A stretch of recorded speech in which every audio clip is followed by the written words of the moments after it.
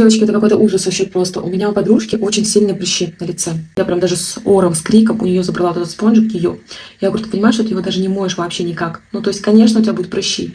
Я молчу вообще про другие, да, вещи, которые она не делает. Например, элементарно умывалку. Я говорю, вот купи ты умывалку, да, хорошую умывалку, которая будет увлажнять твою кожу, которая не будет этого ужасного стягивания, да, после умывалки. И у тебя прыщей не будет после умывалки.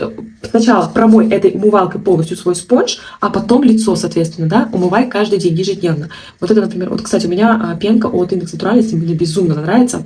У нее есть молочная кислота, которая как раз-таки увлажняет кожу. Вот. Я ей посоветовала, причем он стоит копейки, 200 с лишним рублей. Она его купила, заказала, и что вы думаете, она пользуется 2 недели. 2 недели, и у нее на лбу прыщичков стало меньше. Меньше, понимаете? Вот что значит, когда у тебя нормальный уход. И когда вот это вот ты не используешь. У меня все.